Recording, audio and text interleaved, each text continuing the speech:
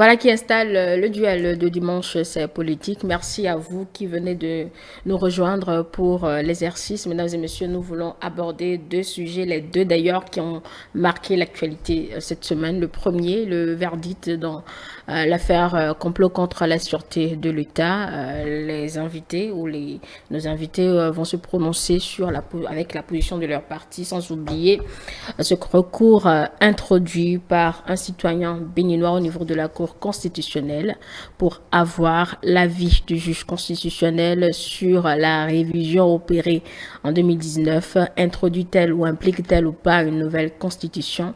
C'est ce que voudrait savoir M. Christian Laindé.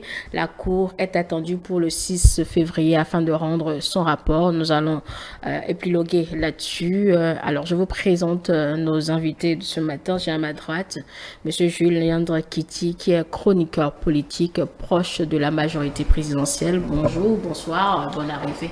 Merci Angèle, Touboula. Tout le plaisir est pour moi de retrouver ce plateau et d'être en face de mon frère et ami Moncho, qui, je sais, adore comme moi la querelle des idées.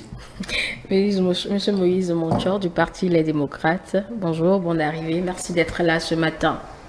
Bonjour Madame Touboula, bonjour à mon frère Léandre, bonjour aux téléspectateurs et bonjour à un ami qui n'est plus parmi nous, c'est François Xavier, c'était un ami. Et là où il est, que ce combat qui mène pour que la presse béninoise soit vraiment une presse libre, professionnelle, cela puisse aboutir. Merci. Et nous émettons justement depuis le studio François-Xavier en Lime, Noumont. Et comme je le disais à l'entame de cette émission, nous avons à débattre de deux sujets. Le premier est ce verdict rendu dans l'affaire complot contre la sûreté de l'État. Et je le précise déjà au début de cette émission, nous ne sommes pas là pour refaire le procès. La Cour a jugé, a rendu son jugement, a délibéré en condamnant les principaux mis en cause à 20 ans de réclusion criminelle et également à des amendes. Donc, prière en tenu compte dans vos différentes analyses et dans vos différentes positions. La première question, elle est pour vous, Monsieur Moïse Moncho. Vous avez suivi, un peu comme tous les Béninois, ce procès pendant 6 jours. Les débats ont eu lieu avec tout ce que vous savez. La Cour a rendu son verdict. Qu'en dit le Parti Les Démocrates aujourd'hui? Merci Madame Touboula. Si nous avons condamné cette Cour, donc tout ce qu'elle fait pour nous, c'est un sabordage pur et simple de la justice. On a eu à condamner des compatriotes Joël Aïvo et Eric Yamadougou, à qui j'ai une pensée ce soir, à des peines inimaginables, pour avoir dit 5 ans c'est 5 ans, pour avoir décidé d'être candidat à l'élection présidentielle. J'aimerais attirer l'attention des Béninois sur ce procès qui a eu lieu de tentative de coup d'État ou atteinte à la sûreté de l'État. À chaque fois qu'on instrumentalisera la justice pour régler des comptes à des amis, c'est une atteinte à la sûreté de l'État. À chaque fois où un dirigeant va instrumentaliser la justice pour régler des comptes à des opposants, c'est une atteinte à la sûreté de l'État. Autant on condamne des citoyens qui ont voulu faire un coup d'État, d'après les verdicts qui ont été donnés le jeudi passé, autant on doit condamner tout dirigeant qui instrumentalise la justice, les institutions, pour régler des comptes à des amis ou à l'opposition pour empêcher la compétition. Olivier Boko et Osvaldo Meki sont-ils des opposants, Monsieur Moncho? J'ai parlé à des amis ou à des opposants. C'est-à-dire ces amis mouvanciers, ceux qui l'ont amené, ils l'ont eux-mêmes reconnu qu'ils sont du système. Justement. Donc, leur propre système qu'ils ont mis en place est en train de les broyer. C'est dommage. Je dois être le premier citoyen à être heureux de ce verdict, mais je suis triste. Parce que si on arrive à instrumentaliser la justice pour broyer des gens, des Béninois, et que le peuple acclame ou ne réagit pas, c'est dommage. On nous broyera tous. Personne ne sortira indemne de cette affaire. Quand la justice prononce un jugement, c'est broyer un justiciable selon vous? La criette, principalement, depuis 2017 qu'elle a été installée, n'est pas une cour, mais c'est un instrument de règlement de compte. C'est un instrument de destruction. Vous savez, allez à la criette, allez voir ceux qui vous donnent 20 ans, 30 ans. Je suis plus âgé que pratiquement certains parmi eux. D'accord. Si ceux-là se permettent de venir donner 20 ans à leur professeur d'université, dans un procès, et à une vitesse inimaginable. Ce n'est pas l'âge qui fait du juge. Non, c'est l'expérience. Parce que venir donner 20 ans à quelqu'un... Est-ce que leur formation a été validée? Nous ne sommes pas Ce dans n'est pas la un formation. débat sur la formation. En fait, ce n'est pas une affaire d'avoir le diplôme. C'est une affaire d'avoir l'expérience. On ne peut pas balancer à une cour d'exception qui, jusqu'à 2022, n'avait pas de recours. C'est-à-dire que tu ne pouvais pas interjeter appel devant cette cour, devant nulle part. Aujourd'hui, il y a la possibilité d'interroger parce que nous nous sommes battus, nous avons dit que ce n'est pas possible. Donc c'est un acquis. C'est un acquis, d'accord. Mais on veut aller plus loin. Parce que quand des gens comme ça viennent donner 20 ans, 30 ans, vous savez, quelle expérience ils ont? Ils ont été dans quel tribunal de première instance? Quel tribunal d'appel? Quelle cassation? Et qu'on vient les mettre à des postes où ils broient des vies. C'est dommage. Et nous appelons les juges, nous appelons les magistrats à ce qu'ils prennent leurs responsabilités. Parce qu'aucun crime, aucune brimade ne restera non sanctionnée au Bénin. Parce que quand il y aura l'alternance, et il y aura l'alternance en 2026, beaucoup de choses vont être remises en l'endroit. Là, je note que vous ne réagissez pas essentiellement sur le verdict dont on parle. Hein. Vous réglez d'autres problèmes, M. Moutou. Voilà. Le verdict, vous voulez que je dise quoi? D'accord. Je laisse les condamnés.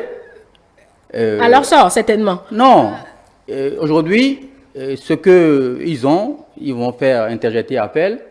Bon, nous connaissons ce que ça donnera. Monsieur, donc, moi, je les laisse vider le dossier. Et après, on en parlera. La Cour fait du sabordage, selon M. Montchor, qui n'a pas vraiment réagi sur l'affaire dont on parle. Il a préféré parler du fonctionnement de la criette. Vous avez la parole. Non, moi, j'ai estimé que M. Montchor vous a répondu en mettant l'accent sur ses ressentis, c'est-à-dire que comment il regarde la Cour.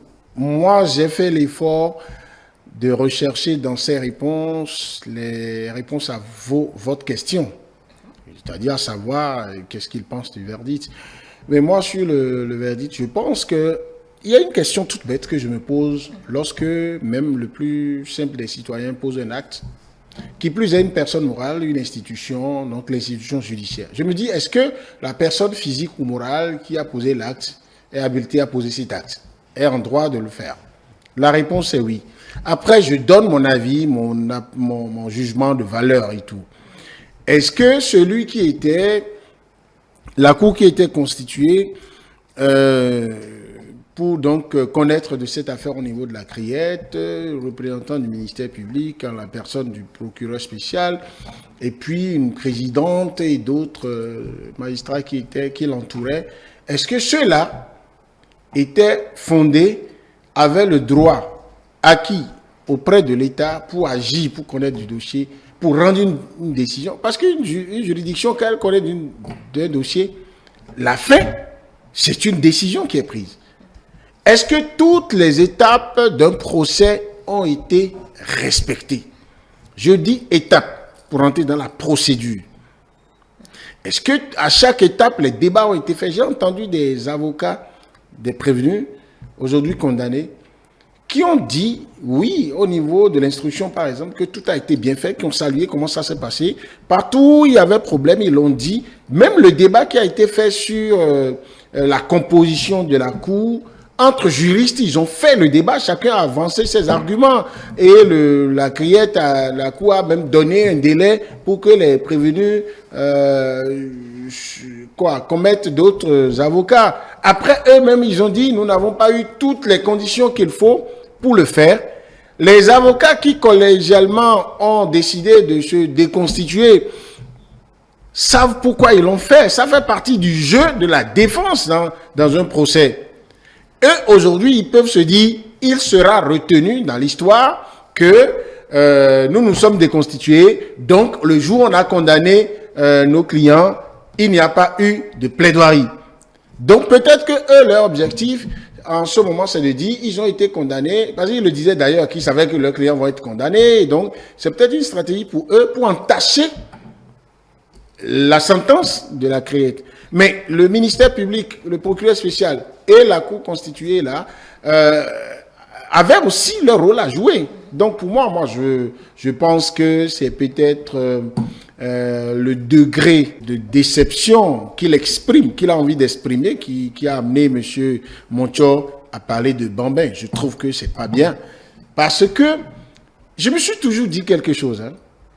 Je vous fais une petite anecdote. Quelqu'un va pour faire un divorce au tribunal. Et il revient, un ami, moi je lui ai conseillé de ne pas aller à cette extrémité, que ça peut encore se régler. Il a dit non, c'est ce qui va se passer. Il va au tribunal, qu'est-ce qui se passe?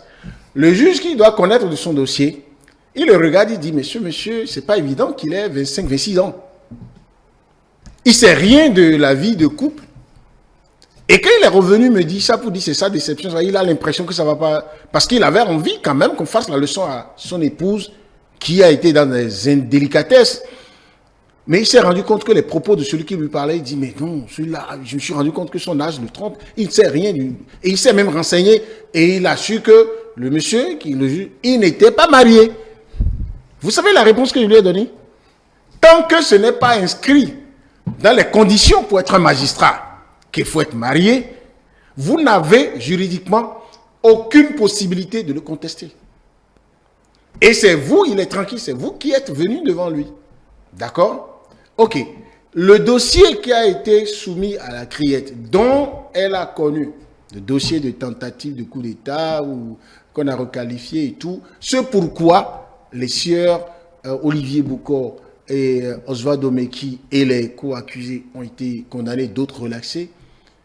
Ceux qui étaient à la CREET, ces juges-là, ils ont qualité pour faire. Ils ont été déployés pour faire. Donc je ne leur dénie un iota de leur prérogative. Mais après, on peut trouver que, en tant qu'humain, vous voyez, quand vous flanquez 20 ans de prison ferme, même si vous aviez 20 ans, ça veut dire que si vous devez purger la peine là jusqu'au bout, vous sortirez de là à 40 ans. Si on ne parle plus de vous, l'enfant qui est né et qui a 20 ans au moment où vous sortez, lui ne vous connaît pas. Donc, et la prison, comme le disent les Ivoiriens, n'est pas camarade de quelqu'un. Donc, en tant qu'humain, on peut être touché. On peut se dire, mais ces gens-là... Mais après, quand on regarde après les faits qui leur sont reprochés, ça veut dire que si ce qui était en train d'être planifié, tel que c'est dit dans le procès, si c'était allé jusqu'au bout, d'autres personnes auraient perdu la vie. Notre pays se serait retrouvé dans une instabilité. Notre pays se serait retrouvé dans une situation presque de non-droit, comme on constate ailleurs. Parce que là où il y a les coups d'État, la remise en cause de l'ordre constitutionnel, on ne sait jamais comment ça va se passer après. Et moi, je n'ai même pas qualité pour savoir si les faits qui ont été examinés par la justice étaient avérés ou pas. C'est la justice qui a sa police, c'est elle qui fait ses enquêtes, c'est elle qui finit au regard de la loi du code pénal en la matière, qui décide de ce que tel est convaincu de faire répréhensible au regard de la loi et condamne. Et maintenant, heureusement, comme vous l'avez dit, les condamnés, ils ont les 15 jours francs pour interjeter appel. Mais pour le peu que je sais du droit, étant, je ne suis pas juriste de haut niveau, mais je suis juriste quand même, mais je sais que quand vous donne la possibilité d'interjeter appel, il y a la possibilité, moi j'appelle ça souvent le risque positif, aussi que le verdict qui a été prononcé, dont que vous devez subir, peut être remis en cause. En tout cas, on peut, en appel maintenant, décider qu'ils ne sont plus condamnés à 20 ans. ça peut être ramené à 10 ans, ça peut être ramené à moins que ça. Et ce qui est intéressant en matière de procédure judiciaire, c'est qu'il ne sera pas dit dans la décision en appel que, en première instance, si on peut parler ainsi, la décision prise est mauvaise. Non, c'est que les juges, au regard des données qu'ils avaient à leur disposition en ce moment, ont rendu une décision. On prend ça comme ça, mais on dit, on a interjeté appel. Maintenant, si la décision est confirmée, moi, je prends acte de ça. Parce que ce sont les lois de la République qui me demandent également de m'en tenir aux décisions prises par les juridictions. Mais après, je fais mes commentaires, par exemple, sur les implications politiques. Et si j'avais des amis parmi eux, ça peut me faire mal qu'ils aient à faire 20 ans en prison. Alors, M. Montua, vous allez réagir à ce qu'il a dit, mais moi, je pose néanmoins ma question. Est-ce que les faits reprochés aux accusés aujourd'hui ne vous interpellent pas? Comment en 2025, c'était encore en 2024, des Béninois puissent penser encore à cette situation qu'on a vécue quand même de 60 à 72. La question même de quel Bénin nous voulons concrètement avec nos ambitions. Voilà la question et vous y répondez, M. Montua. Tout en, vous savez que le Parti Les Démocrates condamne tous les coups d'État, qu'ils soient institutionnels ou militaires, on les condamne. Mais je ne suis pas qualifié pour savoir si ceux qui ont voulu, qu'on nous a dit au tribunal qu'ils vont voulu faire un coup d'État, ont voulu le faire. Parce que les qualifications ont évolué. Tenter à la sûreté de l'État. D'accord? Les qualifications ont évolué. Vous me dites comment se fait-il en 2025? J'aimerais vous reposer la question, mais comment se fait-il, Madame Toboula, qu'en 2021, un président fait un coup d'État constitutionnel, s'octroie 45 jours, fait un deuxième mandat de 45 jours, et ça ne gêne personne. C'est lui qui se l'est octroyé? Exactement. Ah, je n'ai pas cette information, informez-moi, M. Montua. Ah, vous n'avez pas cette information lorsque son Parlement monocolore a fait une révision pour pouvoir lui donner 45 jours. Malheureusement, dans ma position, je ne connais pas de couleur à un Parlement. Je connais un Parlement qui a fait un test de loi. Je vais vous l'expliquer, c'est quoi un Parlement monocolore. Un Parlement monocolore, c'est lorsqu'un président crée deux partis siamois, qu'il bloque tous les autres partis de l'opposition pour aller à ces élections et qu'il permet seulement à ces partis-là d'aller. Est-ce que juridiquement ça pose un problème? Ça pose un problème. Non, quel est le problème? Je vais vous expliquer le problème que ça pose. Non, ce n'est pas la loi. C'est le fait qu'on ait empêché les autres, sous des prétextes fallacieux, de pouvoir compétir à cette élection législative et à cette élection municipale. Donc, si ça ne vous gêne pas autant qu'en 2021, un président puisse le faire, vous savez, on est là, on observe. Lorsque deux enfants de la même mère se battent, ce n'est pas toi qui vas rentrer dedans. Sauf que ça met en danger notre pays. Et lorsque, je vous le dis et je vous le répète, à chaque fois qu'on va instrumentaliser la Cour constitutionnelle pour faire valider un code, pour exclure, pour éliminer la compétition, c'est une atteinte à la sûreté de l'État. Ça doit être autant puni que ce qui a été fait. Maintenant, je reviens à M. Léon Créti. Vous savez, lorsqu'on veut faire... La criette n'est pas une juridiction normale. C'est une juridiction d'exception. C'est comme la cour d'appel, c'est comme la cour de cassation, c'est comme la cour constitutionnelle. On ne se lève pas, on va mettre des primos sortant de l'école de la magistrature dans une cour qui est capable de briser des vies. Parce que la plupart qui ont été condamnés à la criette, beaucoup sont sortis morts de la criette. À Débord, le jeune qui est décédé de paix à son âme sur un lit d'hôpital, il attendait son tour pour aller à la criette et il est mort. Ça veut dire quoi? Cette cour, ce n'est pas n'importe qui doit être là-bas. Il faut de l'expérience. Il faut que la personne là, au moins sache que j'ai en face de moi, soit mon enfant, soit mon frère, soit il peut être mon mari, tout juste, parce qu'on se dit, il y a des conditions qu'on doit prendre en compte pour pouvoir être à cette place-là.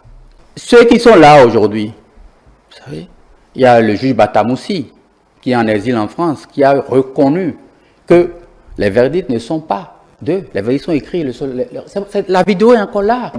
Donc, quand vous avez ce genre d'informations, ne venons pas ici jouer à l'hypocrisie et béninoise, où on se dit, ouais, bon, tant que ça ne me touche pas, je m'en fous. Mais on sera tous broyés parce que je suis justiciable et je paye des impôts. Je ne vais pas payer des impôts pour qu'on aille mettre pour pouvoir briser des vies parce qu'on les condamne à des peines inimaginables.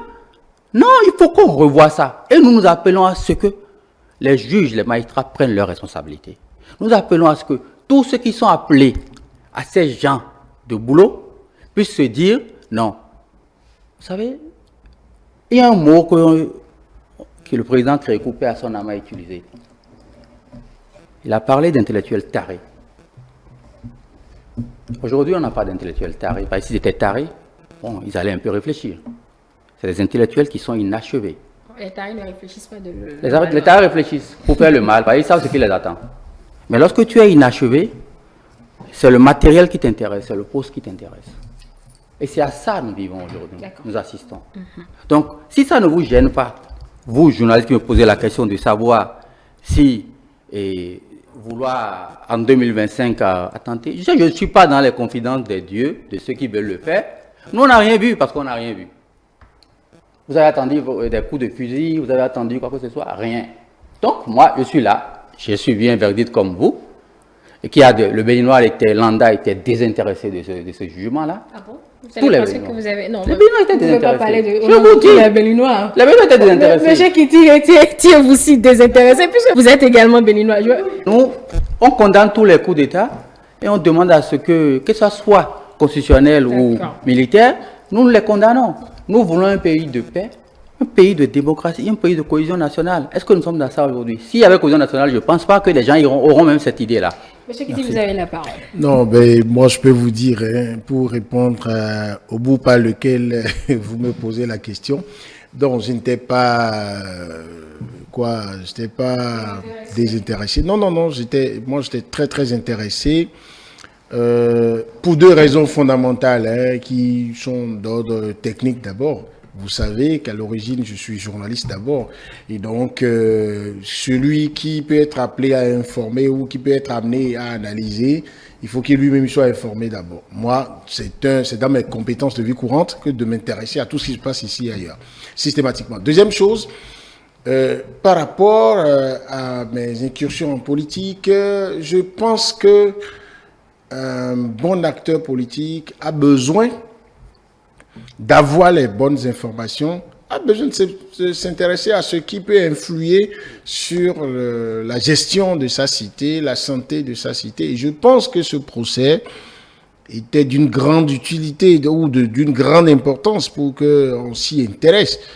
Et je suivais ça au jour le jour. Et puis, la dernière raison étant d'une formation de juriste à l'origine, moi, parfois, je regarde tout ça, je cherche les éléments d'école.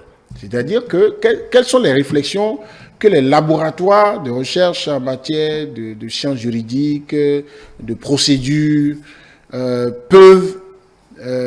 sont les éléments qu'ils peuvent tirer pour travailler. Parce que vous avez des étudiants qui regardent ça, vous avez des gens qui sont des chercheurs qui regardent ça. Vous savez, la criette n'existait pas avant dans notre pays.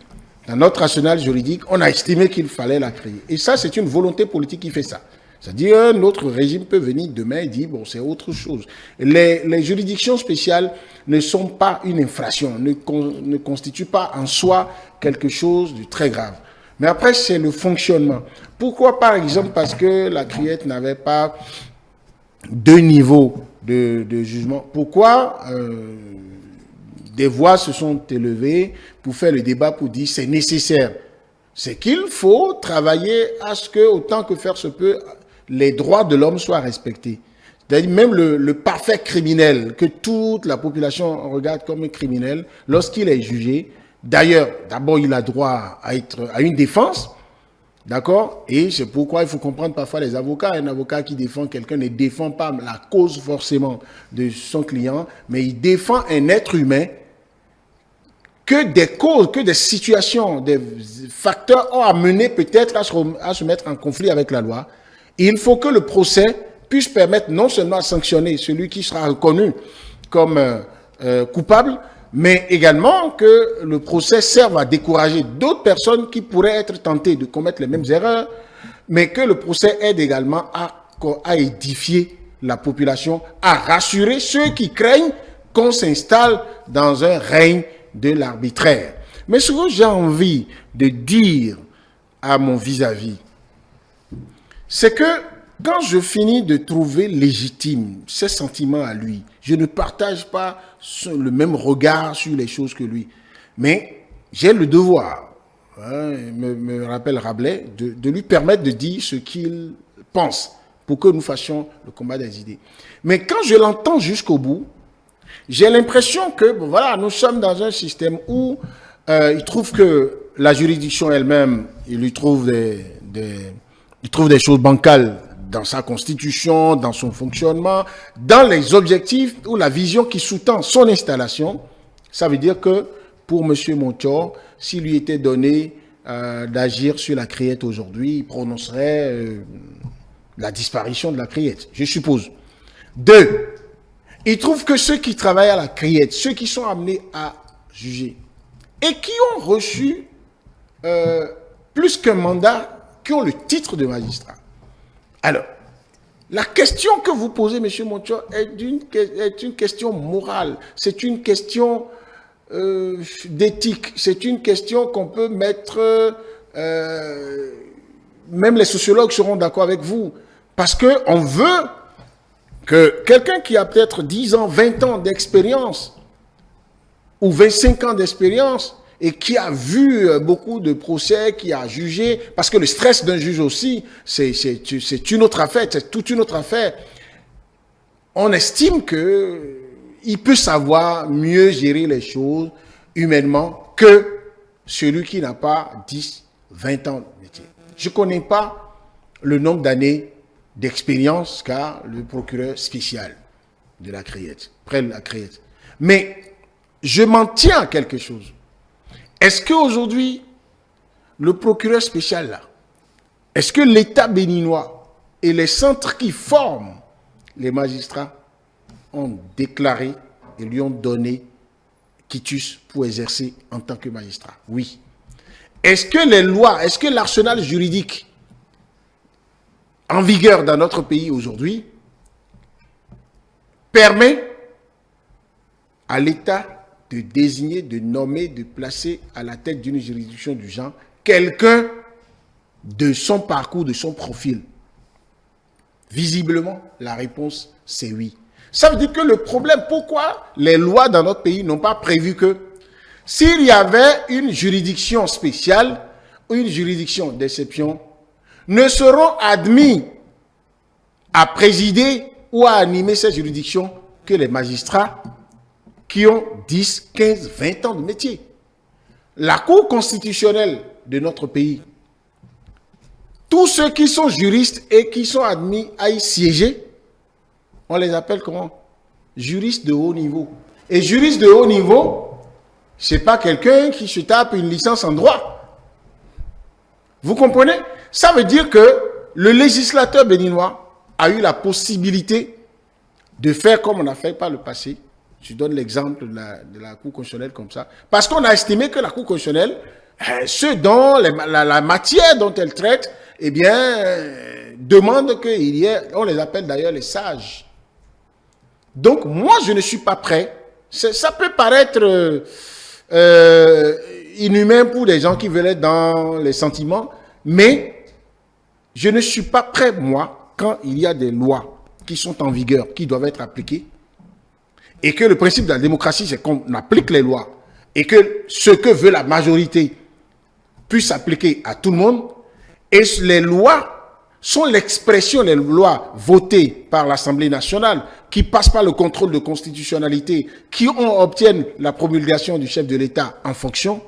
Ces lois-là sont l'expression, le fruit, en principe, de la volonté de la majorité des Béninois. Parce que les représentants à l'Assemblée nationale sont considérés comme des représentants du peuple. Okay. Et lorsque, j'en aurais fini, lorsque vous parlez, vous remettez en cause la légitimité de ceux-là qui représentent le peuple, je vous renvoie encore à notre système que nous pouvons interroger. Si nous estimons que il faut mettre des garde-fous pour que jamais de notre histoire encore qu'on ait une Assemblée nationale où ne siègent que des représentants ou des membres de partis politiques d'un même bord politique, d'une même tendance politique, allons modifier les lois. Proposons ces dates, vous êtes membre d'un parti politique. Mais tant qu'on n'est pas arrivé à ce niveau, moi j'ai été de ceux qui ont dit, vous savez, j'ai contribué à préparer des dossiers pour un parti politique, l'UDBN pour ne pas le nommer, qui devrait aller aux élections de 2019. Et on a dit, vous n'avez pas le certificat de conformité. Mais ça fait mal. Mais on s'en est tenu à ça. Mais qu'est-ce qui s'est passé? Lorsque j'ai interrogé les lois, et je me suis rendu compte que, en réalité, ça peut arriver même que deux partis d'opposition se retrouvent à l'Assemblée nationale. Ça veut dire que nous avons de la réflexion à produire pour qu'on en arrive à une situation où qu'il y ait des partis forts. Aujourd'hui, le parti les démocrates se retrouvent à l'Assemblée nationale avec 28 députés. Ça veut dire que la situation n'est pas la même. Ça veut dire que les gens ont réfléchi à un moment donné et votre parti a dû faire des concessions. Il y a des lois sur la base desquelles ces élections ont été faites. Votre parti n'était pas d'accord, mais votre parti, certainement, je ne suis pas dans votre stratégie, votre parti a dû se dire, mais acceptons, retrouvons-nous là-bas d'abord et faisons la bataille là-bas. Donc, moi, j'estime que ce qui se passe là-bas, et une fois encore, je le répète, je ne suis pas prêt à porter un jugement de valeur sur la formation de ceux qui sont là-bas. Les magistrats, pour moi, n'ont pas une formation inachevée. Le débat n'est pas sur cette question, n'est pas sur la capacité d'un juge. C'est pour vous deux, c'est pas que pour vous, Monsieur Kitty. Le débat n'est pas sur la capacité d'un juge à présider un dossier, fut-il politico-judiciaire, tout ce que vous voulez. Le débat est sur ce verdict. Et je vais donner la parole à Monsieur, bien évidemment, Monchois, pour réagir à ce que vous avez dit afin de relancer Monsieur Kitty tout à l'heure. Pourquoi on fait des lois? C'est pour éviter que le plus fort brime le plus faible. Parce que nous ne sommes pas dans une jungle. En 2019, toutes les lois qui ont été faites par le Parlement monocolore, toutes sont en train d'être revues. La plus emblématique, c'est celle même où, lors des municipales de 2020, on arrête l'élection des maires et on va d'abord à l'Assemblée nationale pour corriger. Vous savez, notre pays est génial. Nous sommes devenus une risée pour le monde entier. Peu importe toute la cosmétique qu'on fait, juridiquement, nous avons régressé. Je mets un accent particulier sur ceux qui sont appelés à condamner. Je vais vous donner un exemple. Vous entrez dans une salle d'opération où vous avez un enfant unique, où vous voyez deux chirurgiens. Un avec Rasta, à peine la vingtaine, qui va opérer votre fille du cœur, et un vieux plus expérimenté, calme, l'autre qui était en train de fumer son joint. Vous choisirez qui pour opérer votre fille? Si vous ne vous posez pas de questions sur ce plateau, oui. Vous savez, c'est l'image qu'on doit se donner de la vie. Nous tous, nous voulons un expérimenté pour pouvoir, même si on doit nous condamner, il faudrait que la personne ait une espérance de vie. D'accord. C'est important. Nous devons nous dire une chose assez simple. Tout ce que vous avez dit, qu'il faut respecter la loi. Mais les lois, c'est bien. Les lois, c'est pour rendre justice. Les lois, c'est pour rendre justice. Est-ce qu'un individu qui instrumentalise la Cour constitutionnelle pour pouvoir faire un coup d'État constitutionnel, s'octroyer 45 jours, est-ce qu'on a rendu justice? Nous prenons l'exemple du président de la République du Bénin. En 2021, il y a eu une révision, en 2019, il y a eu une révision de la Constitution. C'est 5 ans le mandat constitutionnel. Quand on a révisé la Constitution, le président s'est octroyé 45 jours. Écoutez-moi bien. Et 3 ans plus tard, un certain magicien trouve qu'il faut réviser encore la Constitution. Et il trouve qu'on doit retirer 2 mois dans le mandat en cours de 5 ans encore du président de la République pour pouvoir aligner les mandats. Et le président, il vient à la télé devant les journalistes, dit que lui, ça ne le gêne pas qu'on lui retranche 2 mois de son mandat en cours. Allez, nous, on va revenir à nos débats. Parce que vous avez ce don de vous éloigner de notre sujet principal. Donc, c'est votre manière. Les lois qu'ils font, choses. si elles étaient justes, on n'allait pas les critiquer. La criette, on l'a dénoncée. Une cour de cette envergure, ce n'est pas seulement un appel. Il faut aller en cassation. Et nous sommes des exceptions. Elle existait au Sénégal, elle a été dissoute. D'accord? Je ne vois pas dans un pays démocratique où il y a ces genres de cours. Moi, je vis la plupart du temps en France. La plus haute juridiction, lorsque ça ne va pas après la cassation, d'accord? Je ne parle pas des tribunaux spéciaux du commerce ou les tribunaux de l'armée. Je ne parle pas de ces tribunaux. Je parle des tribunaux normaux, ordinaires pour les citoyens lambda comme nous, même pour le président de la République. C'est la Cour de cassation. Vous voyez un président de la République Sarkozy se traîner devant des juridictions de première instance. Ce n'est même pas un appel. Un ancien président de la République qu'on traîne devant. Pourquoi on n'installe pas alors, politiquement, une cour d'exception pour régler des comptes à ce président-là? Parce qu'il faut avancer. La justice n'est pas faite pour régler des comptes à ses opposants. Ce n'est pas fait pour régler des comptes à des amis qui aujourd'hui ne sont plus d'accord avec vous. Ce n'est pas ça, la justice. La justice, elle est dite, quand on prononce un verdict, ça nous engage, vous, Madame Touboula, vous, Monsieur Léandridi, nous tous qui sommes dans cette salle, ça nous engage. Parce que demain, les enfants de ceux-là vont vous dire, mais vous aviez fait quoi lorsqu'on a condamné mon père à 20 ans de prison? Personne n'a eu à dire stop. D'accord. Monsieur Jules Léandre Kitty, allez, moi je vais vous poser ma question. Hein, vous allez lui répondre si vous voulez vous poser la question. Est-ce qu'avec ce verdict au sein de la majorité, en matière de suscitation de candidature, quand bien même le code électoral n'a pas su faire taire les ardeurs, que définitivement, on y viendra finalement? Donc moi je peux vous dire une chose d'abord, et ça c'est ma conviction personnelle. Il ne faut jamais se réjouir d'une dynamique qui empêche que des ambitions s'expriment. Je suis de cette essence-là. Je n'ai pas entendu qu'il y a une loi qui a été votée pour dire qu'aucun des Béninois aujourd'hui ne peut dire « moi, je suis rassasié de solutions aux problèmes des Béninois et que j'estime qu'il faut qu'on me confie le gouvernail de ce pays à partir de 2026 ». Je n'ai pas entendu même le premier magistrat du pays, aujourd'hui chef donc de la majorité présidentielle, même s'il est président de tous les Béninois, je ne l'ai pas entendu dire « j'interdis, je dénie à tous les Béninois, fut-il de la mouvance présidentielle, de dire « je vais être président de la République ». Ce que j'admire chez le président Patrice Talon, c'est quoi? Que vous soyez d'accord avec lui ou pas, ce qui relève de sa conviction, il le dit et en espace public. Et il travaille pour atteindre cet objectif. Pour moi, un homme de conviction, c'est cela. Mais non. Vous savez, j'ai souvent pris l'exemple du football. Lorsque vous êtes un défenseur moyen, même si vous n'avez pas de grande capacité, et lorsque l'équipe adverse a un attaquant de pointe, c'est le type, il ne revient pas beaucoup pour récupérer, mais lui, quand le ballon touche ses pieds, quand il contrôle, c'est qu'il y a 9 chances sur 10 qu'il vous marque un but. Qu'est-ce qu'on demande à ce défenseur?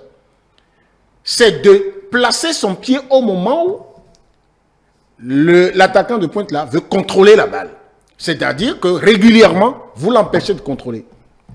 La démocratie béninoise, les lois qui sont en vigueur dans notre pays, permettent à tous les Béninois, lorsque le premier magistrat, celui qui est au pouvoir, dit, moi je veux faire telle chose, je soutiens telle chose, ma conviction c'est telle chose. Par exemple, le président Patrice Talon est allé jusqu'à estimer qu'au niveau de la majorité présidentielle qu'il dirige, pour que, même après lui, ce soit la majorité présidentielle actuelle qui gagne les élections, c'est-à-dire qu'il y a un autre candidat qui veut lui succéder, et que la majorité soit unie derrière ce candidat et qu'il l'emporte, il est allé jusqu'à dire que les tractations peuvent se faire, mais c'est à 6 mois des élections, selon lui, que oui, les ambitions, on peut afficher les ambitions, on peut dire, et ça va permettre la cohésion. C'est son point de vue, et c'est légitime. Il faut saluer qu'un président de la République ou un leader d'un groupe puisse signaler l'avenir.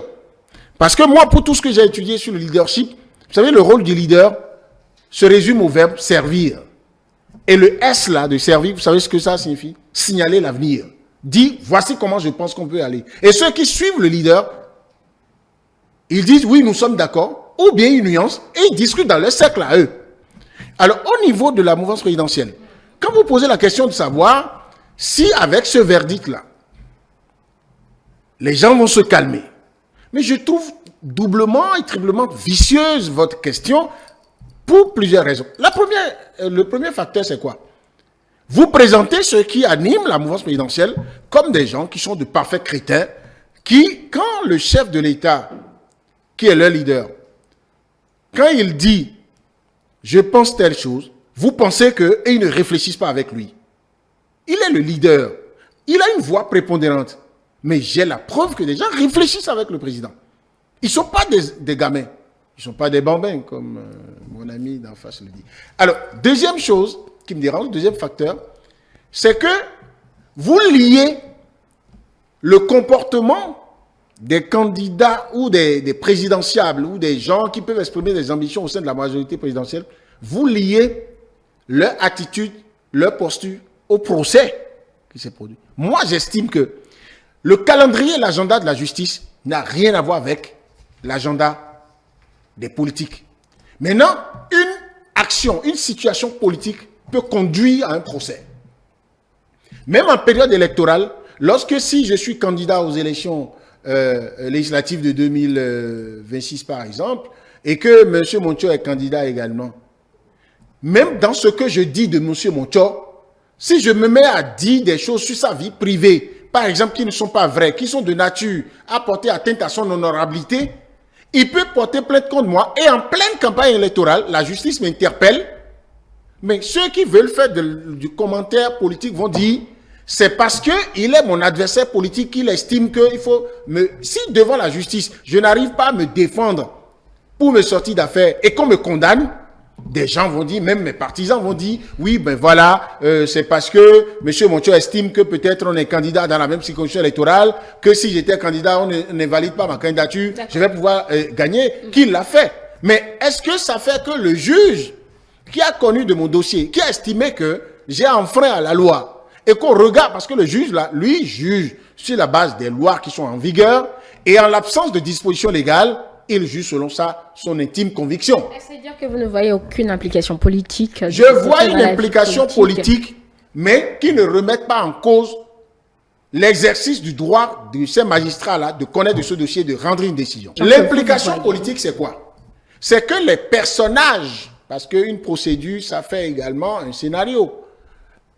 Les personnalités qui, dans la procédure, dans le scénario que l'opinion publique regarde, sont des personnages qui sont mis en cause, sont des acteurs politiques. Monsieur Olivier Bokor, même si officiellement il ne dit pas « je suis membre de cette telle formation politique », on sait que c'était l'ami, je considère que jusqu'à là et jusque-là, il est toujours l'ami du chef de l'État. Et il agit, même si c'est officieusement, par rapport au jeu politique. Monsieur Osvaldo Meki, ministre par le passé, membre d'une formation politique de la majorité présidentielle, qui mène ouvertement des activités politiques pour demander à ce que on retienne que le meilleur profil pour diriger le Bénin à partir de 2026, c'est monsieur Olivier Bokor. Ça fait que même quand monsieur Olivier Bokor ne dit rien, mais une bonne frange de la population et l'analyste que je suis intègre le fait que monsieur Olivier Bokor, détenant encore ses droits civiques et politiques, et puis un proche à lui était en train d'annoncer, et même des mouvements qui se créent pour susciter sa candidature, il y a de fortes chances qu'ils disent « je veux être candidat ». Mais que ceux-là soient condamnés dans un procès où on dit « atteinte à la sûreté de l'État ».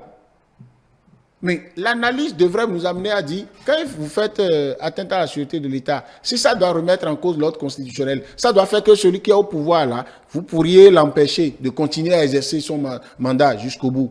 Ça veut dire que vous avez l'ambition de prendre le pouvoir ou de contrôler le pouvoir à sa place.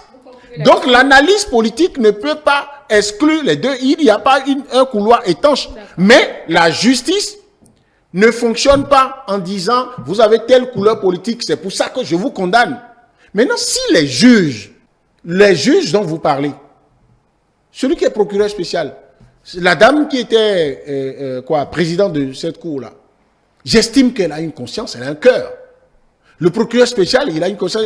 Et pour démarrer ces réquisitions, mais j'ai eu, je ne sais pas comment ça s'appelle, j'ai pu avoir l'intégralité de ses propos.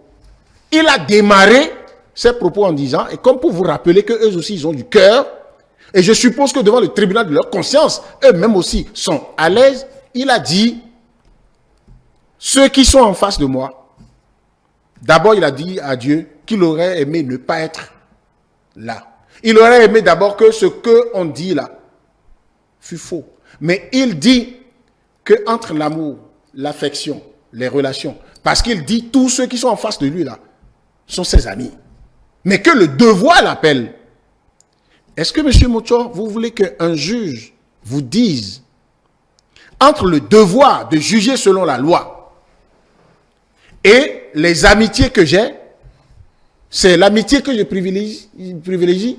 Est-ce que les sentiments des gens, quand on condamne même votre parent à 1 an de prison... Petit, vous n'allez pas relancer. Hein. Mais quand on condamne votre parent même à 1 an de prison, ça vous fait mal. Pour la première, vous imaginez pour la petite histoire, moi, avec mon âge, c'est une seule fois que j'ai visité quelqu'un dans une prison. Et quand je suis allé, après 5 minutes, je suis sorti en pleurant comme un enfant de 10 ans. Parce que je n'ai pas supporté qu'un proche à moi, que je retrouve, on me fait asseoir devant lui.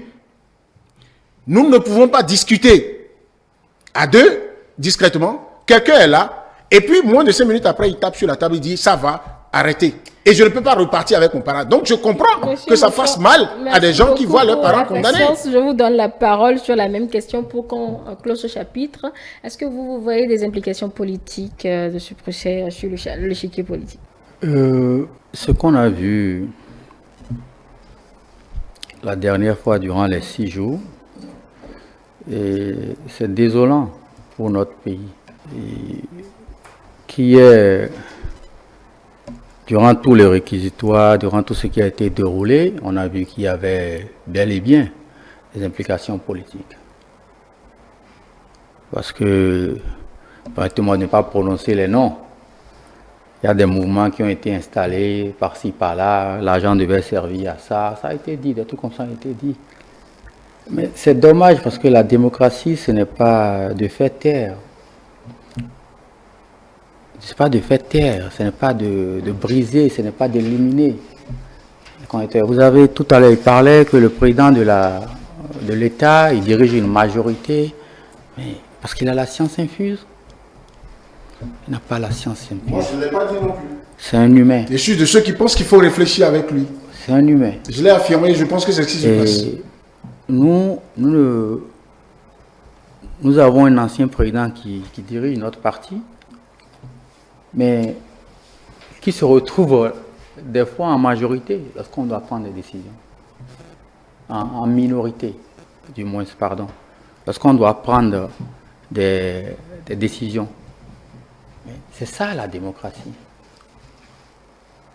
La démocratie, c'est de permettre à ce que les ambitions éclorent. Mais qu'est-ce qui se passe dans les deux partis là? Le dernier en date, hein, c'est M. Adambi. Bon, heureusement, lui, il a eu la chance, parce qu'on ne l'a pas encore... On l'a arrêté pour rien, on l'a seulement sanctionné et tout. Et on l'a viré du gouvernement. Bon. Et on tue les ambitions. On tue les ambitions. Parce que quelqu'un dit, je me prononcerai à 6 mois, voilà, personne d'autre n'a le droit de parler. Personne d'autre n'a le droit d'avoir une ambition. C'est pas ça la démocratie. Nous sommes à 1 an. Hein. Je pense que personne n'est empêché d'exprimer ses ambitions. Mais lorsqu'on sanctionne une ambition, quelqu'un qui a une ambition. Mais comment? Moi, je n'ai pas preuve de ça. Les exemples sont légion. Non, moi, je n'ai pas preuve de ça. Quand vous sanctionnez dans votre parti politique, M. Mocho, oui. Quand vous sanctionnez au sein de votre parti politique, ça n'engage pas, ça n'engage pas l'État. pas parce que j'ai une ambition. Parce que j'ai des ambitions. Mais écoutez, mais personne ne m'a senti. Ils le savent, le parti le sait. Peut-être que les tests de votre parti politique ne permettent pas ça. Dans quel test nous avons tous les tests? Bon, je ne sais pas. Vous avez les tests peut-être du bloc. Je ne vais pas faire ce débat. Vous savez, les tests sont tellement beaux que des membres d'un parti se réveillent le lendemain, trouvent que leur nouveau président, c'est sur WhatsApp qu'on le nomme, qu'il est tout ça là. Bon, ce sont les tests, ça. Moi, ça me regarde. Mais je dis, on ne doit pas tuer les ambitions. Les exemples sont là. L'ancien ministre Oswald Khomeki, aujourd'hui condamné à 20 ans, et il a dit, hein, quand il a fini, il a pris ses responsabilités. Il a dit, quand il a quitté la démissionné du gouvernement.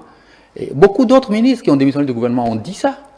Et nous sommes politiciens, M. Léandre Kiti.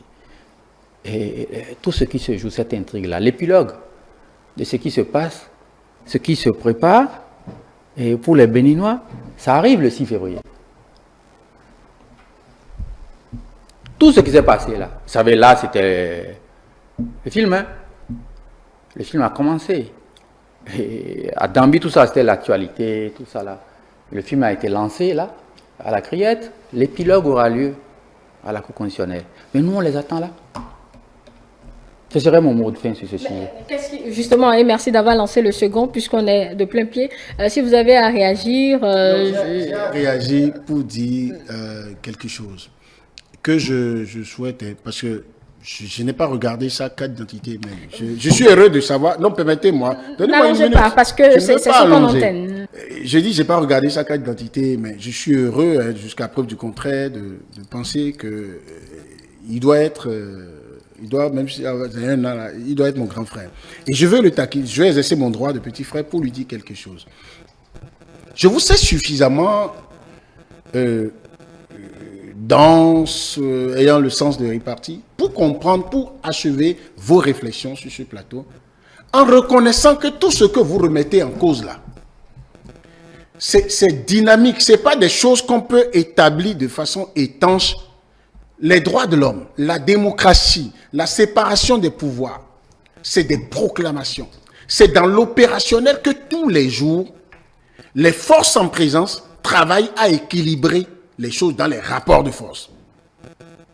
Mais si on constate que la Cour constitutionnelle rend des décisions, si votre point de vue c'est que la Cour constitutionnelle est aux ordres, comment celui que vous soupçonnez être en train de manipuler la Cour constitutionnelle, comment il en est arrivé à avoir ce pouvoir? Comment la société, l'organisation sociétale, l'organisation politique, institutionnelle est organisée, est faite pour qu'on en arrive là? Réfléchissons à ça.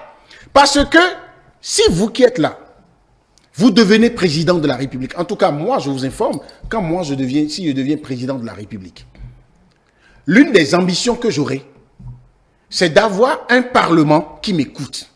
Parce que nous avons aussi en Afrique des parlements qui, parce que constitués majoritairement d'opposants, ne regardent tout ce que le pouvoir en place envoie au Parlement que d'un mauvais œil. Est-ce que ça aussi c'est la démocratie? Est-ce que le fait de rejeter pour rejeter, le fait de salir, de peindre en noir, tout ce qui vient de ce pouvoir, c'est ce que nous observons aussi en Afrique. Dites ça aussi, et dites en tant qu'intellectuel et en tant qu'expérimenté en politique, que nous avons des réflexions à faire. Pour moi, quand vous avez donné l'exemple de M. Adambi, moi, quand j'ai voulu analyser ça, j'ai dit, mais où est-ce qu'on l'a sanctionné? On l'a sanctionné dans son parti politique. Et son parti politique a évoqué les raisons pour lesquelles son parti politique le sanctionne. Si je veux faire une investigation là-dessus, même en position de journaliste, je vais prendre les tests du bloc républicain. Je regarde. Et je dis, il y a un communiqué officiel. Les faits qui sont reprochés à M. Adambi, est-ce que, au regard de ces tests-là, ils ont bien agi? Ce n'est pas le cas. Je prends mon papier et je dis, il y a problème. Deuxième chose, j'observe le comportement de M. Adambi. Je l'interroge. J'observe qu'il s'est tué jusque-là, M. Adambi. Il n'a rien dit. Pourquoi vous pensez que... Moi, M. Adambi, moi, je l'ai connu comme premier adjoint au maire de Parakou. Mais pourquoi il ne dit rien? Terminé. Ça veut dire qu'il consent. Monsieur Kiti. Mais quand on l'enlève du gouvernement après, la constitution du Bénin dit, celui qui est élu président de la République, c'est lui qui est élu. Il commet d'autres personnes qui ont de l'expertise pour venir gouverner avec lui. C'est lui qui les nomme, c'est lui qui met fin à leurs fonctions. Est-ce qu'on a mis fin aux fonctions de M. Adambi dans les règles de l'art? Si la réponse est oui, et que M. Adambi accepte, Bah, ça veut dire qui sait que le jour où il a nommé, on l'a nommé, Monsieur l'amener plus Monchor, parti. vous avez 4 minutes de Maintenant, plus vous pouvez lier ça à rattraper. à un manque de temps démocratie. d'antenne de J'estime qu'il n'y a pas Monsieur manque de démocratie. Allez, moi je pose quand même ma question puisque... Parce que Non, ça c'est... ne pas. Vous voulez pas qu'on passe à autre chose? Oui, on passe à autre Autrement, chose. on conclura sur ce premier sujet. Hein. Alors, vous avez dit que vous Il a attendez... ouvert la brèche de la Cour Vous attendez constitutionnelle. la Cour, Il dit justement. que l'épilogue, c'est C'est à la Cour constitutionnelle. Mais est-ce C'est lui que qui va concrètement, ce débat a lieu d'être, Monsieur Monchor? D'abord, je veux dire un truc à monsieur Léandre. On met au monde des enfants parce qu'à un moment donné, les amis au monde, ils deviennent des monstres demain. Est-ce qu'on ne devait pas les mettre au monde? Non. Est-ce qu'on le savait? Mais on réfléchit. Quand on constate qu'ils sont Et dans la devenus monstres, réflexion, je vais vous et on informer. pose des actes. Dans la réflexion, je vais vous informer. Peut-être que le gouvernement ne vous l'a pas dit. Il y a 4 des lois qui ont été condamnées par la Cour africaine des droits de l'homme et même par l'ONU.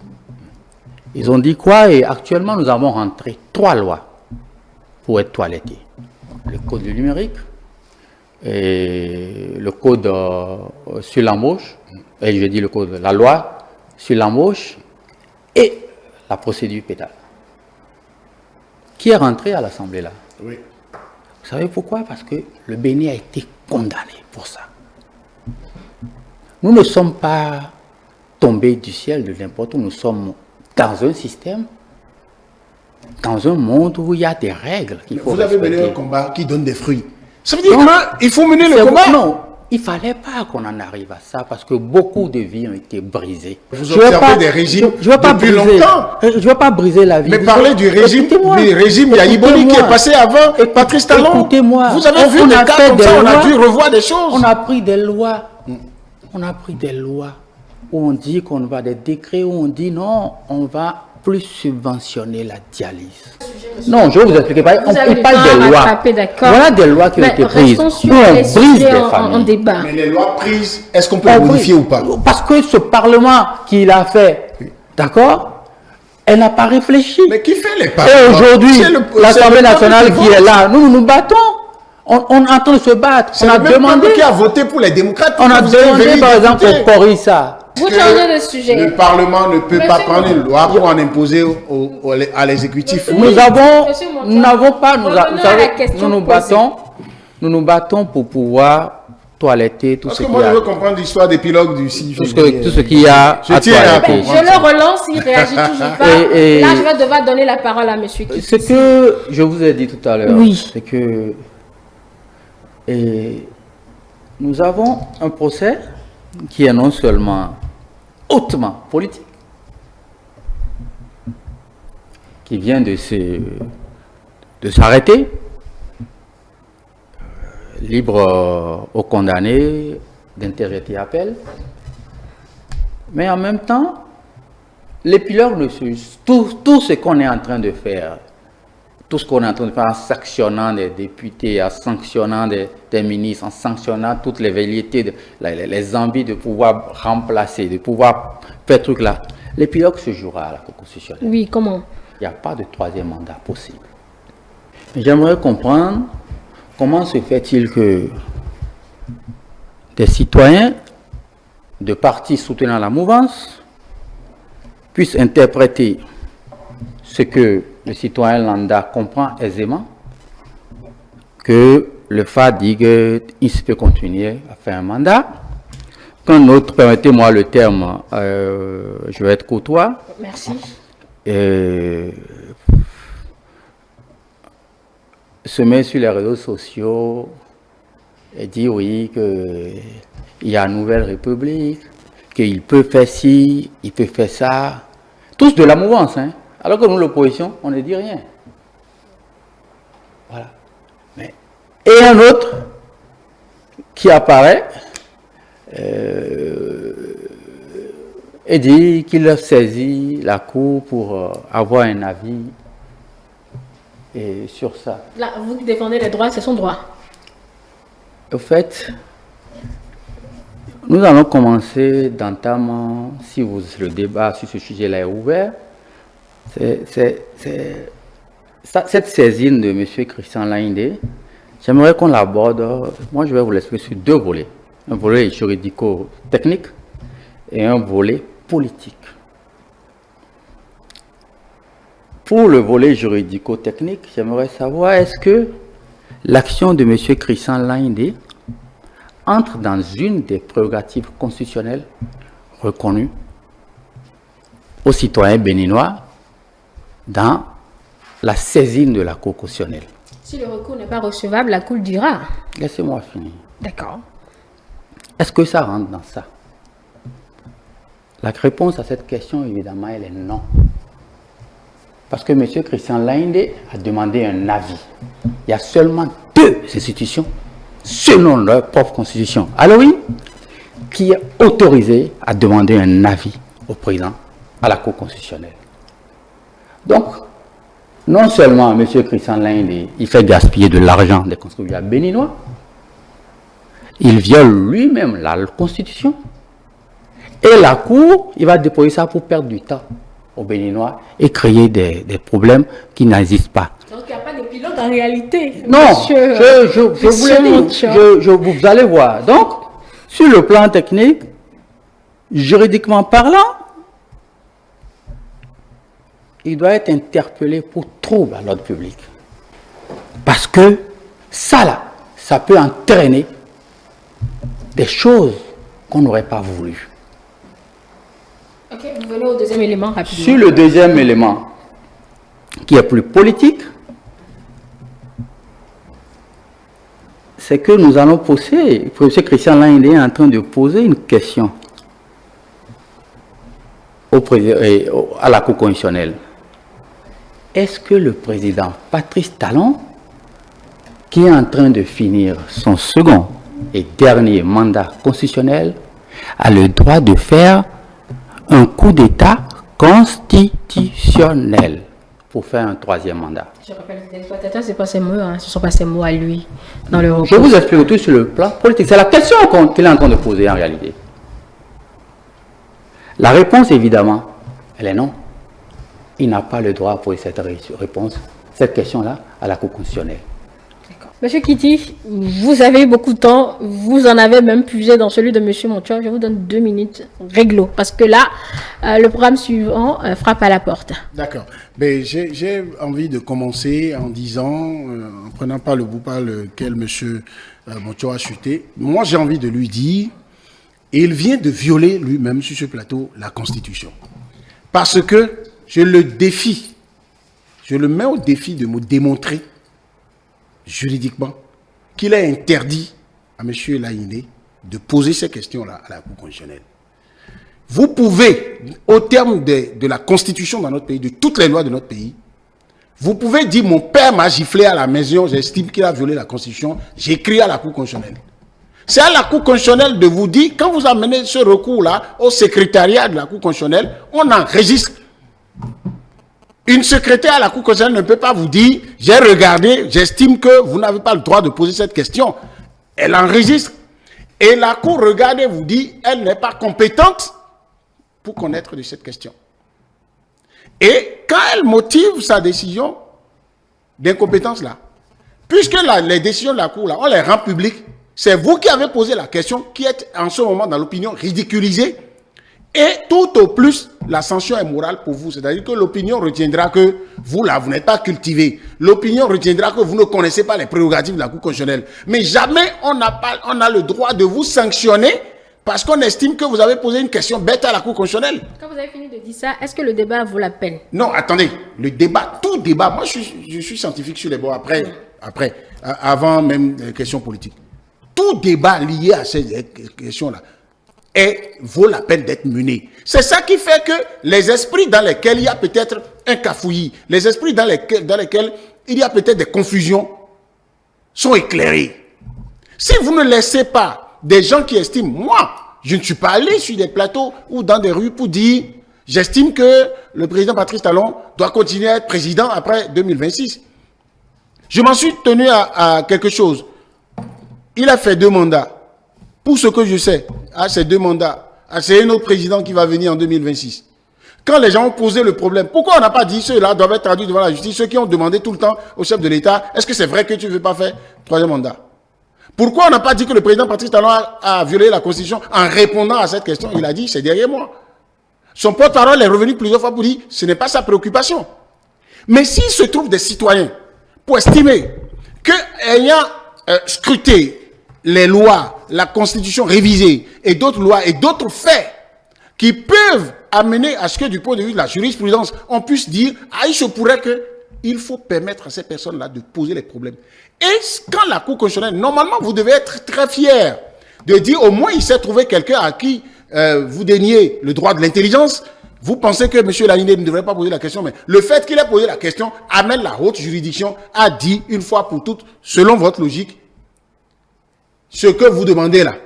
Imaginez par exemple que la Cour constitutionnelle rende une décision le 6 février et dise la question que vous posez par rapport à l'avis que vous demandez concernant ce que les autres disent sur les réseaux sociaux ou dans les médias en disant qu'il peut être candidat et nous sommes dans une nouvelle république, que cette question, je ne suis pas compétente moi, Cour constitutionnelle, pour vous donner l'avis. Est-ce que M. Laïné ne se la bouclerait pas pour toujours? Deuxième chose, vous serez satisfait. Et ceux qui veulent enfourcher les mêmes trompettes vont se taire. Alors, quand par exemple, et là, il me pose la question de savoir, est-ce que, au regard de la démonstration que ceux qui sont partisans d'un autre mandat pour Patrice Talon développent, ça ne manque pas de pertinence, hein? Mais puisque vous êtes la haute juridiction que l'État béninois a installée, la Constitution a installée pour éclairer ou bien pour rendre les décisions et dire ce à quoi on doit s'en tenir, imaginez que la Cour constitutionnelle dise, au regard de la Constitution dont nous sommes garants, nous sages, M. Patrice Talon ne peut plus être candidat à une élection présidentielle au Bénin. Quand il va dire ça, elle va dire ça, si jamais la Cour constitutionnelle disait ça le 6, mais tout ce que vous avez dit sur ce plateau-là, on devrait vous condamner pour ça. Parce que vous avez fait un procès d'intention à la Cour constitutionnelle. Vous avez supposé, comme à votre habitude, que la Cour constitutionnelle est aux ordres et que, bon, ce que l'AIND a fait, c'est commandité par des gens, ça a un lien avec le procès à la criette, c'est un film, c'est une étape. Moi, je ne voudrais pas être dans ces sentiments, quoique je sois capable de réflexion. On va mettre un terme aux spéculations et rendre l'antenne parce que là, le temps est parti à ce programme est complètement terminé. Puisque vous avez préféré... Tout un débat. Vous avez préféré vous attarder sur le premier sujet, sur M. Monchor qui s'en est pris au fonctionnement de la criette, M. Kitty qui est plus ou moins resté dans le sujet. Nous devons rendre à présent l'antenne. Merci vraiment à vous deux, mesdames et messieurs. Malheureusement, nous sommes obligés de finir ce débat ainsi puisque nous n'avons plus le temps. Toutes nos excuses. Et je rappelle que cette émission reste disponible sur nos plateformes numériques, notre site internet le www.etelebenin.com, notre page Facebook ETélé en direct ainsi que notre chaîne YouTube ETélé Bénin. C'était donc le duel avec monsieur Moïse Monchor du parti Les Démocrates, monsieur Julien Ndokiti, chroniqueur politique de la majorité présidentielle et également du parti Renaissance Nationale. Merci de nous avoir suivis. Nos programmes se poursuivent.